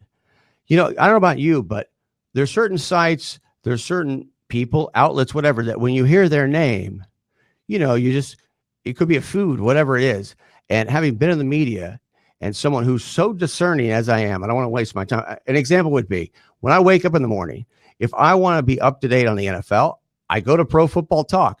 Doesn't mean that I'm, the number one fan of Pro Football Talk, but that's where you go. If you're in my business and you want to know what's going on in the NFL right now, Front Office Sports is in that category. So grab Front Office Sports, put it in your favorites. And Mike McCarthy's Twitter is McCarthyREV, McCarthyREV, one word. So finally, we're going to talk about the big game last night, which was LSU and Clemson. And we're going to talk all things LSU and Clemson, not what everybody else is talking about, but the stuff that they probably aren't talking about, but you're going to be interested in. John Walters joins us from The Athletic, and the guy who puts out the bubble screen on The Athletic. And he has his own website, mediumhappy.com, which is a must visit. And John, I can't thank you enough, man, for jumping on. Thanks so much. Brooks, thanks for having me. Great to be here. Boy, when I think about last night, I really think about the season. Mm-hmm. And what a great season it was. And I think a big part of that, and I, as a 52-year-old human being and a Georgia Bulldog, dyed in the wool Georgia Bulldog, Kansas City Chief, whatever. I've got my teams in football. I think this LSU team, because of Burrow's story, of course, the really unfortunate story involving Steve Emsinger and his family, and the incredibly compelling personality of Ed Orgeron. And I think New Orleans and Louisiana plays into it, and LSU having not really won anything, not associated with an Alabama or Clemson at that level. This team for me last night, I've never rooted for a team unwittingly, it's like involuntary. I have to, than LSU. I mean, what impact has LSU had on you? And what do you think about the season and how LSU has had an impact on it overall? Brooks, it's almost as if you're in my head, because my lead item that I'm working on as we speak right now is that I think ESPN missed the essential story of what LSU is. It's not about how many touchdowns Joe Burrow has thrown for. It's not about the magical season. It's that this team is a movie, and that this is a redemption story for its two most important figures, Joe Burrow and Ed Orgeron. And I think us as fans, as people who go to movies, we love redemption stories. And Joe Burrow was a guy who was told he wasn't good enough to start at Ohio State, which may be true at the time. And look what he did. And Ed Orgeron was a guy who was told he wasn't good enough to coach at USC. And look what he turned around and did. I think most of us root for those type of people because most of us have been in that situation before where we've had to prove ourselves after somebody told us we weren't good enough. And I think that is one of the reasons that persons like yourself and myself were rooting for LSU last night. They were undefeated. They were beating people by a lot. They had this prolific offense, and yet we still found this kinship with them. And I think for me, at least, that's what it was all about. Wow. I mean, yeah, I mean, when you look at Joe Burrow is really an interesting guy. I want to get your quick take on him. We're so conditioned, in a sense, to look at a guy like Joe Burrow who doesn't have overwhelming physical traits and say, well, this may not translate. Of course, we've got the Drew Breeses of the world. There's a million examples of why it will. Right. But what's your read on him as an NFL prospect? And I mean, what do you think? Do you think he's a guy that's going to be, because he's come off the greatest season, and even though people have said it, because he's not this incredible, he's a presence, he's a personality, but physically he's not really that at a Cam Newton level. And I don't think people really grasp the season that he's had. But how do you think that's going to translate to the NFL? I'm very curious because, first of all, like last night, you're comparing him against one of the true physical specimens who's ever played quarterback in Trevor Lawrence. He's very much like Cam Newton, Trevor Lawrence, in that just a physically superior athlete, a gun of an arm, and there are very few guys in that class. And I think as fans, or even especially as analysts, that's who you fall in love with. You fall in love with a Justin Herbert or Jacob Eason because of their arm, because of their physical stature. What I fall in love with about Joe Burrow is his brain and his personality. And he actually happens to be a very accurate thrower. He's a better runner than you think. He reminds me, and I was talking to Chris Fowler about this 2 nights ago, not to name drop, but because I asked him, he didn't quite go with me. I find a lot of Roger Staubach in Joe Burrow. Maybe not in the cockiness, but Roger Staubach beat you with his brain. He was a great passer, and he could use his legs when he needed to. So I don't know what it's going to translate to in the NFL. I really don't. What I do know is he's a smart kid, a very smart kid. He's a mature kid. And Colt Kubelik actually talked about this with Scott Van Pelt last night. You've got to give credit to Joe Brady for creating an offense that allowed this young man to just absolutely flourish. Because I don't believe it's as if Joe Burrow all of a sudden got a second year at LSU and became better physically or accurately. He got a playbook that a lot of young players would do great with a bunch of athletes who can do great with it. Did you notice how many under routes and quick little slant-ins LSU ran all night long once they got their offense going? They're just smart. Joe Brady is a smart offensive coordinator. And I think that had a lot to do with it. I don't want to go overboard because, of course, I always go overboard. But are we sitting here right now having this conversation? I mean, when you think of all the people walking around on the face of the earth right now, I think you could make the argument that we would be having this conversation if Ed Orgeron wasn't at LSU. It could possibly happen, right? But would we be having this conversation if Joe Brady was not at LSU? And how many games does LSU win without Joe Brady this year? I don't think we're having this conversation. I love Ed Orgeron. You love Ed Orgeron. Most everybody has to love Ed Orgeron, right? He's so genuine and authentic. But to me, Joe Brady is the difference maker. And if I'm the Cincinnati Bengals or any team drafting Joe Burrow, like Joe Burrow is, I'd say 70% of the equation, maybe even less. Joe Brady with Joe Burrow and that offense is what really made it tick. You give credit to Joe Burrow for being able to drop in those passes on those deep routes and those fade routes like very few people can. But that offense just allows a quarterback who can make great progressions and think fast, lets him flourish. And that's what he did. And so as much as I'm listening to like this is the greatest team of all time or the greatest season of all time, in my head, get me away from the numbers. In my head, I just don't feel that. And I'm not trying to take anything away from LSU. But you and I are old enough to remember teams that were truly dominant. Nebraska in the mid-'90s comes to mind. LSU was one Edwards-Helaire injury away or one Joe Burrow injury away from being a very vulnerable team. I mean, and they did what they did. They deserve all the credit in the world. From a historical standpoint, I'm not sure where I'm ready to put them. And I also think that college football in the last 10 years especially has turned into a glorified 7-on-7 passing lead. So the numbers are skewed. You have great numbers being put up. You don't have running backs rushing for 100 yards a game anymore. You don't need that. But that's the way the game used to be played, especially in the 70s and 80s and 90s. We're visiting with John Walters of The Athletic, JDubs88 on Twitter, and mediumhappy.com. But when you look at LSU in the future, it's so funny because the second the game is over, even before the game is over, okay, are they going to be another Alabama? And that's what I'm always thinking about. When you're assessing that from the outside, maybe you're not really plugged in. I think we will. I mean, first of all, can they be without Joe Brady? That's a legitimate question. And he's been locked up for 3 years, I guess for $3 million or something like that, which is unbelievably unbelievable just to think about. And good money when you're 30. Well, I guess, but I look at somebody like Cliff Kingsbury, right?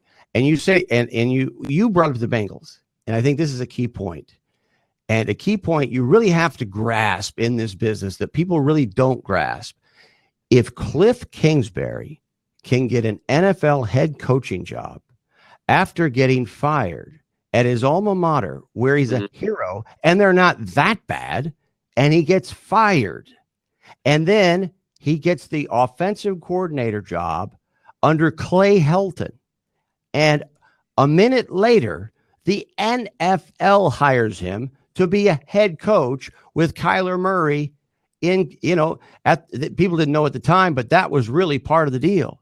And you've got a guy, well, you can't tell me you can probably, but most people have no idea who the head coach of the Bengals is. Why would they? But you started the conversation. Maybe this is something that we should really talk about, everywhere is, why can't Joe Brady be a head coach in the NFL? That's why I can't believe that he's going to stay at LSU very long. Go ahead. Well, it's incredible how anonymous NFL head coaches are relative to college football head coaches, first of all. But second of all, look who's playing in the AFC Championship game at quarterback this weekend for the Tennessee Titans. It's not the former Heisman Trophy winner they drafted, number one. It's a guy they got relatively off the scrap heap. And the reason I'm bringing this up is I don't know what Joe Burrow is going to do in the NFL. I do know that a much safer pick at number one is Chase Young or even D Brown from Auburn. And you just don't know with a quarterback, whereas a quarterback with 5 years of NFL experience is often just as good to insert in that lineup. I mean, yeah, Pat Mahomes is fantastic. Lamar Jackson, maybe once in a generation. But it is a gamble that picking a Chase Young or a guy like Isaiah Simmons is not. And that's the risk you take. And again, look at the Titans. They're going to play for the right to go to the Super Bowl with a guy who another franchise discarded. And they've got a former Heisman Trophy winner who's been deposed. Boy, I think the number one reason why Ryan Tannehill has ultimately done what he's done is he got away from Adam Gase. And I mean that literally, from the Dolphins, because Ryan Tannehill literally looks like not just a different quarterback. He looks like a different person on the field. He in no way resembles what we're seeing. I thought he looked horrible. He looked terrible last year, and he was done with the Dolphins. He was awful. And he's a changed man. But I want to ask you about Trevor Lawrence. And I talked about this a lot before the game, but I think it's still kind of in play. That we talk about Trevor Lawrence as this transcendent prospect. I mean, he should just sit out now and wait to be number one overall. But when you look at the Ohio State game, Was it because he was reading defenses and doing what he's probably going to have to do in the NFL primarily as to why they won that game and he led them to winning that game? No, it was because he broke off a 91-yard run, all these broken plays, and it was his running. And more and more, he's doing a lot more of that. Now, we've got a running quarterback league in the NFL. Yeah, but it ain't going to include Trevor Lawrence. And so my point is that do you think that people are kind of jumping the gun on him and that we still have to see him do? I mean, it's tough because they have horrible competition, but where are you on Trevor Lawrence right now? I like him, but people fall in love with him because of the physical attributes. Yeah.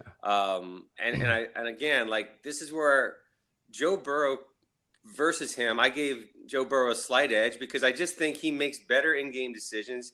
He's uncannily accurate, and that's the deciding factor. I don't know what the ceiling is for Trevor Lawrence, but I do know that I think people, or at least I feel, fans and viewers and experts are too in love with seeing 6'6" and how far he can throw the ball and can he make. Well, he's got the hair, he's got Clemson, the branding, the Dabo, ESPN. Right, but let's see him play more games like he's had to play the last 2 games against stiff competition. You know, there's something to be said for quarterbacks who can lead your teams to victory in the fourth quarter, which is exactly what he did against Ohio State. Give him credit for that. But I don't know where the ceiling is. I do think that there are probably coaches who are a little bit worried about the shots that he lets himself take. And I don't know about last night in the second half if his inaccuracy was a little bit about him being down on himself or T. Higgins was no longer in the game.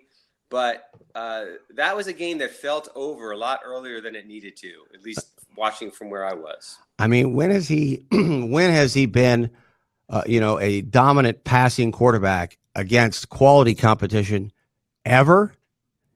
But he hasn't had to be. I mean, he had give him credit for the Alabama game last year. Give him credit for the Ohio State game. And again, physically, I was watching, I don't know if you saw the pregame feature they did about the school Blessed Trinity that beat his high school, and you're watching a guy who looks just like Trevor Lawrence today, and you're thinking, how did a high school team beat this kid? Right. Like, how did it happen? So is it about becoming more consistent play in and play out, which is a large part of maturing as a quarterback? Just the consistency, the reliability of making throws you need to make. I think he's not there yet. And I do think that's where Joe Burrow succeeds most anybody, because he doesn't let you down on a pass play. He finds the guys. He just makes beautiful throws. He is a smart. I keep going back to it. Joe Burrow is just an extremely smart quarterback, and I do think NFL coaches and quarterback coaches appreciate that. Yeah, and I'm 100% positive on him. And I think last night was great because he got hurt, and it was almost like he for the first time he really showed me, like a Trevor Lawrence, that he's a force of nature. Yeah, and you kind of have to come through in that way. I haven't talked to you about Ohio State. I want to get to one or two other things, but I want to mention the Ohio State Clemson game, because my impression was that Ohio State should have won that game easily, and that primarily the fumble, I know the Wade hit as well was a big factor, but there were a couple of those really, I'm not going to say bad calls, because I don't think the Wade call was a bad call, but the fumble call, that's one of the worst calls you'll ever see, and at a very inopportune time for Ohio State. And then I watched Ryan Day come off the field at halftime, and this is something that really speaks to what you do, because you're as observant in media and college football. That's what the bubble screen, a big part of it is over at The Athletic. But I saw Ryan Day, and I saw panic. I saw panic in his eyes, and I heard panic. Now, maybe other people didn't, but for me, that kind of set the tone as to how I evaluate Ohio State, because they kind of panicked and forgot who they were. So what are your impressions of Ryan Day, and what did you think of that game? I can't honestly remember the halftime interview that well, but I did feel that Ohio State went in up. The score was 16-14, and it felt like they were losing, because they knew they squandered opportunities. Plus, they had a 16-0 lead, close. I think it was 6 minutes maybe remaining in the second quarter. So it definitely felt that they thought they could have already struck the knockout blow, and they had not yet done it, and that they'd given away an opportunity. And and yeah, so they were a little bit on the ropes, like, the George Foreman in the jungle, like, oh my gosh, this guy can hit back. I'm not used to that. And they did lose a little bit. I want to see J.K. Dobbins more in those situations. So I'm with you. I think Ohio State, if it was on a judge's card, would have won that game. But they didn't. And they made, I thought, and I'm not the only person saying this, it's 4th and 4 on the 39-yard line, and you've got 4 yards to put this game away. Go for it. Go for it. Right. And I just thought that was a fateful mistake as much as the referee's calls. And that's kind of guesswork too on my part, because Ohio State had an injury to Dobbins that was significant at the game during the game, and also Justin Fields. What's your read on him? Because man, that last interception was like a non sequitur, and he made some strange plays. But that wasn't his fault. That okay. last interception was totally the wide receiver's fault by cutting off that route. There's a great screen grab that somebody showed me. And if you can get a hold of it, there are 3 wide open Ohio State receivers on that play as Fields is about to release the ball. I'm glad you're telling me that. Including the one he threw to. And he cut the route off. I can't blame Fields for that. As a former Georgia Bulldog, right? This is typical of college football. That's why I like having you on, because you're one of the few people that understands this. That Jake Fromm declaring for the NFL draft, that's a huge thing for Georgia, because he was terrible this year. Now, was he terrible like Joe Burrow was? And Joe Burrow wasn't terrible, but he wasn't very good either. For LSU the year before, he was like a different person. And that's, I think, it's because of Joe, but more it's because of Joe Brady. I think Georgia has a major issue with assistant coaching and Kirby Smart staffing his team at the highest level. And that may be why Jake Fromm was just awful. But to watch Justin Fields as a Georgia fan, I haven't heard a lot of people talk about this because, the national college football media, we can't bring that up. That's kind of a negative thing. That's not. No, yes, it is an important story to me as a Georgia fan. Justin Fields, he looks like as good a prospect as Trevor Lawrence or Joe Burrows. He does. Yeah. And a drop back passer. I mean, what was it? 41-1 going into the game. He's cold-blooded. Yeah. And he's more athletic. And he got his chance. It's a difficult situation. And I'm with you on, I think Georgia's behind the scenes situation is a little problematic. And the few glimpses I get of Kirby Smart, he comes off to me as a little bit of a you need to take a chill pill once in a while, coach. Yeah. Kind of a red ass. And I think that wears on players, which is why I just think he lost that team a little bit.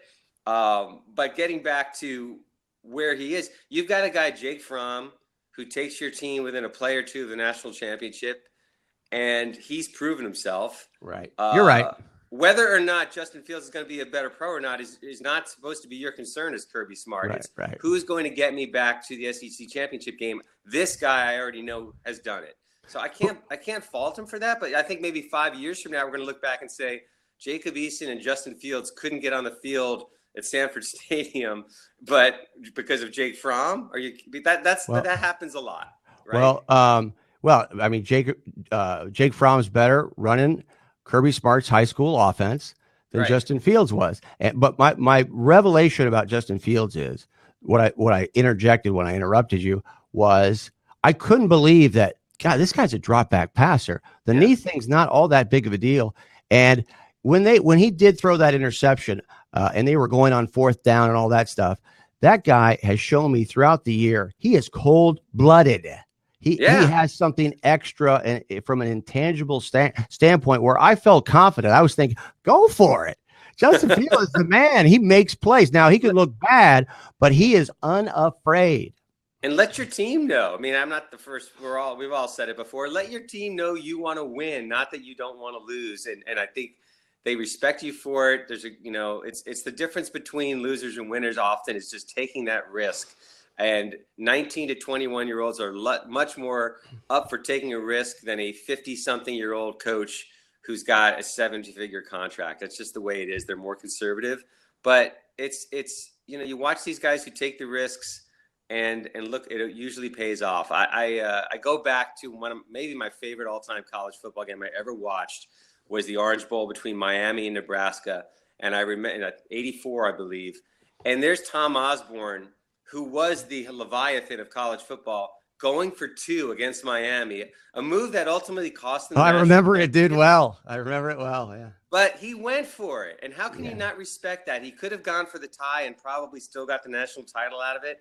But he went for it. He wanted to win. I think he won his players over, even though they didn't actually get the play. I convert it. Well, that's what I want to see. Listen, I think that he did the right thing. That we're talking about that game, that we would never talk about that game. And I think you brought it up early in the conversation. Oh, greatest team ever, game of the century, all that stuff. That's every year. That's cotton candy. Right? It really is. What Tom Osborne did in losing, to me, that's what makes history. That's what makes him look good, right? And so that's what I love about sports. And so I want to ask you something that's really your expertise before I let you go. Thanks for spending so much time with us. And that is, and I think competition is so crucial in everything. But just tell me, what impact do you think the Fox pregame show, particularly with Urban Meyer, which I thought was pretty good this year, much better than last year, what impact, if any, do you think Fox's pregame show has had on ESPN's College Game Day? So far, it hasn't had much in the way they program it and schedule it. But I'm very curious to see what they do in the offseason, because I'm completely with you. I think Urban Meyer was such a great ad for Fox. It'll be curious to see if they keep that cast intact, Fox, going into next year. But ESPN, they're torn. And I was listening to your previous guest, Mike McCarthy. They've got this Disney shadow looming over them. And we've got to Disneyfy what we do. We're going to give you touching stories. We're going to make it, and Fox isn't worried about that. They're giving you football, right? And I wonder what the tug of war is internally behind the scenes at ESPN about what we're going to do more and more of. Are we going to keep going to Tom Rinaldi interviewing the mother of the girl who was killed just 2.5 weeks ago? Are we going to tell you about Davo Sweeney's mother with polio? Or are we going to talk to you about why the 371 was the 317 package was what Clemson used last night? I'm one person who wants the latter. I'm not sure that they care what I want or what you want. I think ESPN cares what the most viewers are going to bring them. Definitely, if you watched last night's pregame show, and I'm writing about this today, it's a be as many things to as many people as possible idea, which I don't personally subscribe to, but that's why I don't run a corporation. It'll be interesting to see what they do, but I do think there'll be some personalities inserted. And what you said to Mike McCarthy, I think Pat McAfee is going to get a ton of looks there. You can tell that Kirk Herbstreit really loves him, and that matters a lot there. This as well as anybody. What Kirk Herbstreit likes is very influential in that building. And I think he loves McAfee. So I think he's an up-and-comer. I also like Marcus Spears a lot. I think he's just so honest and blunt. And he's good on camera. He's actually already out Booger McFarland in just a year. Boy, it's interesting that you bring up him too, because I think initially for both of them, I followed them both very closely. And I think there's some people out there who have this impression that Marcus Spears was kind of comic relief at Get Up last year, at least in the beginning. If you watch him on SEC Network, he never is. But if you only see him on ESPN in little snippets, what is he going to do? And you've got analysts there that he doesn't want to encroach on their territory in the sport. Pat McAfee, exactly the same situation when you're watching him. If you're somebody who doesn't watch his show and you're seeing him in the Baylor game, I'm not saying it was a bad thing. It wasn't. But, Pat McAfee comes off as someone who's not all that serious. He's not a serious he is a serious college football guy. He's extremely knowledgeable, and his show, based on, what impressions might be, is phenomenal. Absolutely. I don't know if you watched it, but 2 hours a day. And I think he could be like a huge star at ESPN doing his own show in the daytime. And could really be a great one of the keys is what you said about Kirk Herbstreit. Working with Herbie, right? The fact that Herbie gets along with him and the fact that Herbie knows that Pat is very knowledgeable, I think really bodes well to the future of College Game Day, and I think they may or may not, I don't know, have found their guy. So last thing, what do you think of the booth with Fowler? Nobody ever talks about this stuff, but they should. Fowler and Herbie. I personally think Herb Street, this is my opinion, is as good as Tony Romo in many ways. Doesn't get enough credit. And I think one of the reasons he doesn't get, and this is not killing Chris Fowler. Fowler's solid. But Fowler is kind of like a point guard who shoots too much. You have LeBron James of college football sitting next to you, right? A guy who moves markets and who is as prepared and insight for me as anybody, Fowler, right? And not that Fowler can't make observations, but I think he kind of goes overboard. What do you think of the booth? I like the booth. I had this conversation with some people behind the scenes just a couple days ago, and here's my main complaint with the booth. These guys have been friends for 25 years, and I would like to see them banter better. That's my point. Behind the scenes. Go ahead. I mean, whatever their friendship is behind the scenes, I have to think it's more jocular and just more give and take than what I get in the booth. And I think no one beats Chris Fowler for preparation.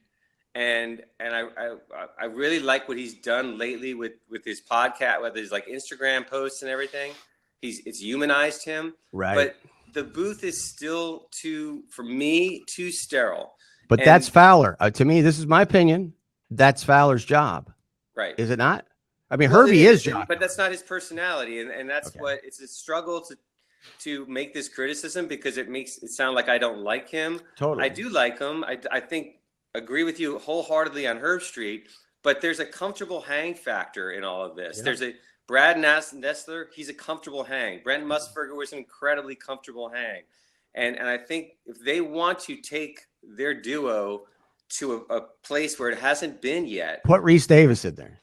Well, that's the problem. Like Reese Davis's personality is a much more comfortable hang. Chris is a consummate professional. He is, a little stiff, and it comes across on camera a little bit. One of the things I found out, I'm going to put this in the column this week, that blew my mind. Chris Fowler's dad was a theater professor. Wow. Right? That's interesting. Yeah. So, good nugget. So here's a man whose entire job was getting people to emote. To show emotions, sadness, happiness, to get the audience to feel what you're feeling. And it's to me, it's the thing that Chris Fowler, not that he's not totally professional. He's in no job security danger at ESPN at all. But if it matters at all to him to appeal to people like you and I think that's where they need to go. And that's why people should subscribe to The Athletic, for crying out loud. If they're not stupid, but if you haven't subscribed, you're last to know. You're late to the party. And so subscribe to The Athletic to get what he's talking about, because that analysis is actually way too good for a sports media analyst, college football. John Walters, great job, man. We kept you forever, and I really appreciate you. I'm just trying to procrastinate from having to write, so I. All right. Thanks, John. And that's John Walters of The Athletic, JDubs88 on Twitter, mediumhappy.com. And so one thing we wanted to do on the way out, you may not have seen that, or you may have seen, but you didn't know what was going on. There is a crowd cheer at LSU that they referred to as neck. And it includes a off-color phrase, which you will be able to hear, that has been banned at LSU during football games, but was used last night at the Superdome. So we put together a quick little montage of that was actually on camera at times that you probably didn't know what was going on. So go ahead, Cam Smith, and run that on our way out here as we wind things down. Preparing for the party to begin. If LSU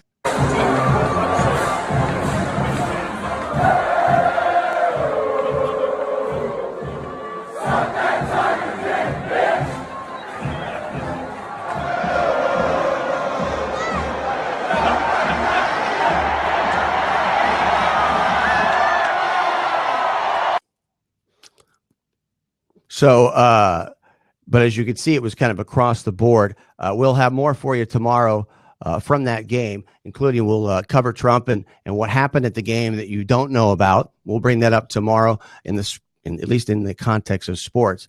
But that's going to do it for today's show. I want to thank our producer, Cam Smith. And from Los Angeles, this is Brooks Melchior saying so long. This has been Sports by Brooks on Fancred.